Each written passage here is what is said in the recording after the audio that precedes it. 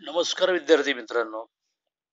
इयत्ता 10वी electrical technology या विषयातील घरगुती वायरिंग हा घटक आपण पाहत आहोत. त्यामधील घरगुती वायरिंग खर्चाचे अंदाजपत्रक या व्हिडिओमध्ये आपण पाहणार आहोत.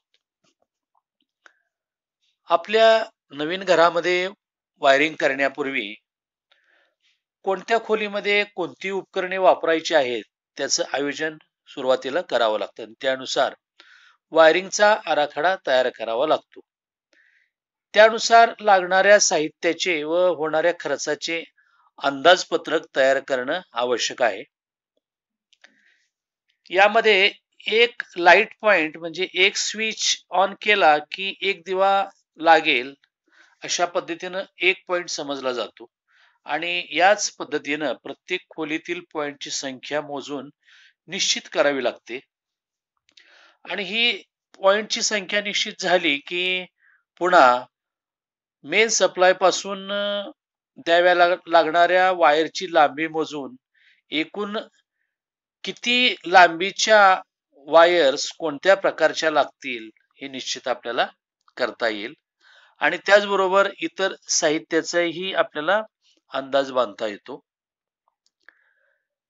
इथं तुम्हाला एक 3 खोल्यांचा आराखडा दाखवलेला आहे आणि या 3 खोल्यामध्ये अशा विद्युत चिन्हांच्या साहाय्याने आपण आराखड्यामध्ये नियोजन केलेले आहे. तर या आराखड्याच्या साहाय्याने आपल्याला वायरिंगचं अंदाजपत्रक म्हणजे अंदाजे एकूण आपल्याला किती खर्च येईल हे पाहायचं आहे. त्यासाठी आपण अशा पद्धतीने एक तक्ता तयार केलेला आहे. पहा इथं खोलीतील म्हणजेच आपल्या इमारतीमधील प्रत्येक खोलीचं असे नाव दिलेलं आहे या राखाण्यामध्ये आणि या आडव्या राखाण्यामध्ये जे पॉइंट्स असतील, लाईट पॉइंट असेल, फॅन पॉइंट असेल, सॉकेट पॉइंट असतील, अशा पद्धतीनं तक्ता तयार करून आपण एकूण किती पॉइंट्स आपल्याला लागतील याचं आपण गणित करणार आहोत. प्रथम आपण हॉल पाहूया. तर इथं हॉलमध्ये लाईट पॉइंट 3 दिलेले आहेत, फॅन पॉइंट 2 आहेत आणि 5 अँपियर सॉकेटचे पॉइंट 3 दिलेले आहेत. तर आराखड्यामध्ये पहा इथं हॉल आहे हा. इथं लाईट पॉइंट म्हणजे 1, 2 आणि हे 3 लाईट पॉइंट झाले. हे 2 फॅन पॉइंट झाले आणि या ठिकाणी 2 आणि या ठिकाणी 1 5 अँपियर सॉकेटचे पॉइंट आहेत. तर अशा पद्धतीनं हॉलमध्ये एकूण 8 पॉइंट झाले. त्यानंतर बेडरूम मध्ये पाहूया आपण. हे पहा बेडरूम मध्ये लाईट पॉइंट 2 आहेत, फॅन पॉइंट 1 आहे, 5 अँपियरचे सॉकेटचे पॉइंट 2 आहेत. पहा हे बेडरूम आहे. इथं हे लाईट पॉइंट झाले, हा फॅन पॉइंट 1 झाला आणि इथं 1 आणि इथं 1 हे 5 अँपियर सॉकेटचे पॉइंट झाले. त्यानंतर किचन मध्ये पाहूया आपण. पहा किचन मध्ये लाईट पॉइंट 1, 2 आहेत, फॅन पॉइंट 1, 5 अँपियर सॉकेटचे पॉइंट 1 आणि 15 अँपियरचं सॉकेट पॉइंट 1. बघा किचन मध्ये हे लाईट पॉइंटचे 2 झाले, हा फॅन पॉइंट आहे, हे 5 अँपियरचं सॉकेट पॉइंट इथं आहे आणि हा मात्र 15 अँपियर सॉकेट पॉइंट आहे. तर अशा पद्धतीने किचन मध्ये एकूण 5 पॉइंटची आवश्यकता आहे. बाथरूम मध्ये पाहूया आपण. बाथरूम मध्ये लाईट पॉइंट 1 आणि 15 ampere socket point 1. 15 ampere socket point म्हणजे गिझर साठी आवश्यक आहे म्हणून आपण हे पहा बाथरूम मध्ये लाईट पॉइंट 1 आणि इथं 15 अँपियर सॉकेट पॉइंट 1. तर अशा पद्धतीनं बाथरूम मध्ये एकूण 2 पॉइंट घ्यावे लागतात. त्यानंतर आपण पुढच्या रूमचे पाहूया. पहा यानंतर टॉयलेट आहे. टॉयलेट मध्ये लाईट पॉइंट 1च आहे आणि जो स्पेस आहे त्यामध्ये लाईट पॉइंट 3 आहेत आणि व्हरांडा मध्ये लाईट पॉइंट 3 आहेत. हे पहा इथं टॉयलेट आहे त्यामुळं इथं लाईट पॉइंट 1च दाखवलेला आहे आणि हा जो भाग आहे हा स्पेस आणि मग या स्पेस मध्ये लाईट पॉइंट हा 1 आहे, हा दुसरा आणि हा तिसरा लाईट पॉइंट, म्हणजे एकूण लाईट पॉइंट हे 3 झाले आणि व्हरांड्यामध्ये हा एक लाईट पॉइंट. तर अशा पद्धतीनं एकूण पॉइंट झाले. तर एकत्रित जर पाहिलं आपण तर हॉलमध्ये एकूण 8 पॉइंट लागतात, बेडरूम मध्ये 5 पॉइंट, किचन मध्ये 5 पॉइंट, बाथरूम मध्ये 2 पॉइंट, टॉयलेट मध्ये 1, स्पेस मध्ये 3, व्हरांड्यामध्ये 1. अशा पद्धतीनं एकूण पॉइंट्सची संख्या झाली 25. तर या 25 पॉइंट साठी एकूण अंदाजे खर्च किती येतो ते पाहूया आपण. आपण या आराखड्यामध्ये दाखवल्याप्रमाणे केसिंग, केपिंग, वायरिंग आपण करणार आहोत असं गृहीत धरून खर्चाचं अंदाजपत्रक हे तयार केलेलं आहे. तर आपल्या पूर्ण इमारतीमध्ये 13 लाईट पॉइंट आहेत. पहा, या रकान्यामध्ये मी लाईट पॉइंट इथे दाखवलेले आहेत. तर 13 लाईट पॉइंट साठी one way switch 13, angle holder 13, PVC square block 13 आणि एका नगाची किंमत इथं 20 रुपये दाखवलेली आहे. बाजारामध्ये वेगवेगळ्या कंपनीमध्ये फरक असू शकतो. एक अंदाजे आपण इथं किंमत घेतलेली आहे.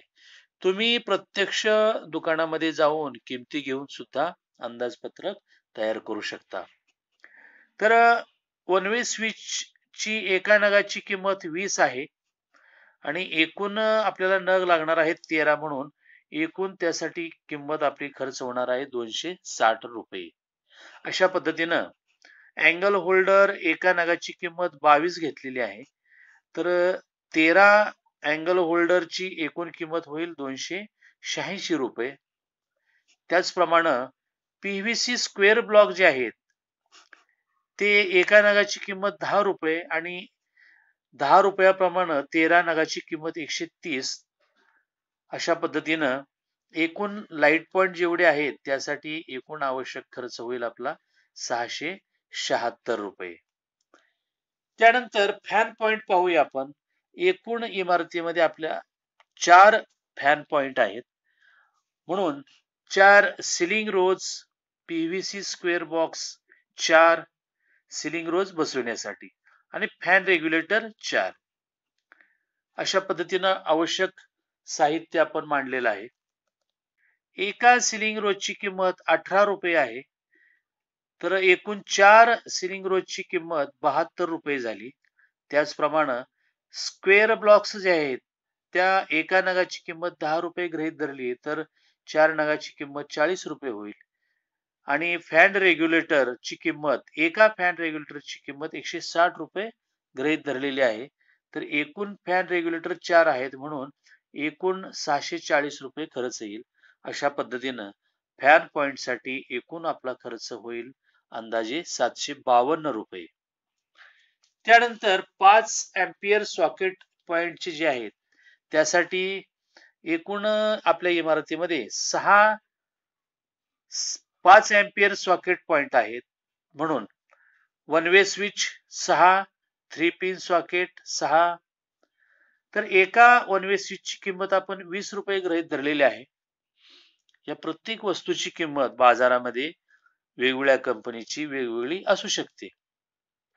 तर 20 रुपये स्विचची किंमत गृहीत धरली तर 6 स्विचची किंमत झाली 120 रुपये आणि 3 पिन सॉकेटची 3 पिन सॉकेटची 23 रुपये गृहीत धरली तर 6 3 पिन सॉकेटची किंमत होईल 138 रुपये.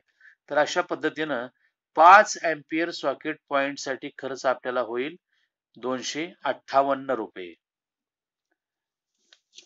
त्यानंतर 15 अँपियर सॉकेट. 15 अँपियर सॉकेट साठी 2 आपल्याला स्विच सॉकेट कंबाईन बोर्ड आवश्यक आहे आणि एका नगाची किंमत अंदाजे 120 रुपये आहे, म्हणून 15 अँपियर सॉकेट साठी एकूण खर्च होईल 240 रुपये. त्यानंतर इतर साहित्यामध्ये पहा, पीव्हीसी केसिंग कॅपिंग पट्टी आहे, 1 स्क्वेअर mm पीव्हीसी वायर आहे, त्यानंतर 1.5 स्क्वेअर mm पीव्हीसी वायर आहे, कारण लाईट पॉइंट साठी 1 स्क्वेअर mm पीव्हीसी वायर आपण वापरतो आणि पॉवर पॉइंट साठी 1.5 स्क्वेअर mm पीव्हीसी वायर. त्यानंतर DP switch 32 ampere, MCB 10 ampere, PVC switch board आणि त्यानंतर स्क्रू, अर्थिंगचं साहित्य असं सर्व इतर किरकोळ खर्च मिळून आपण हे इथं अंदाजपत्रकामध्ये घेणार आहोत. त्यानंतर मजुरी आणि म्हणजे मजुरी देताना इथं प्रत्येक पॉइंट नुसार आपल्याला मजुरी द्यावी लागते. केसिंग, केपिंग, पट्टी आपण अंदाजे आवश्यक नग 25 घेतलेली आहे आणि एका नगाची किंमत 50 रुपये जर गृहीत धरली तर केसिंग, केपिंग, पट्टींसाठी 1250 रुपये खर्च होईल. त्याच पद्धतीनं 1 mm म्हणजेच 1 square mm PVC wire 4 coil आपल्याला लागतील आणि एका कॉईलच्या नगाची किंमत आहे 700 रुपये. त्याप्रमाणे एकूण किंमत होईल 2800 रुपये. त्याचप्रमाणे 1.5 स्क्वेअर mm पीव्हीसी वायरसाठी एकच कॉईल आपल्याला लागणार आहे. त्यासाठी एका नगाची किंमत 950 रुपये गृहीत धरलेली आहे. त्यानंतर डीपी स्विच 80 रुपये. एमसीबी मात्र 3 लागतील आपल्याला वेगवेगळ्या खोल्यांसाठी. कारण प्रत्येक खोली गणिक जर आपण सर्किट नवीन तयार केले तर आपण एमसीबी 10 गृहीत धरू आणि एका नगाची किंमत 120 म्हणून 3 नगाची किंमत होईल 360 रुपये. त्यानंतर पीव्हीसी स्विच बोर्ड एकूण लागतील आपल्याला 10. एका नगाची किंमत 40 रुपये म्हणून एकूण पीव्हीसी स्विच बोर्डची किंमत होईल 400 रुपये. त्यानंतर इतर किरकोळ जो खर्च आहे, स्क्रू, अर्थिंगचं साहित्य आणि बाकीचे साहित्य गृहीत धरून आपण एक 2000 रुपये अंदाजे खर्च गृहीत धरायचा आहे.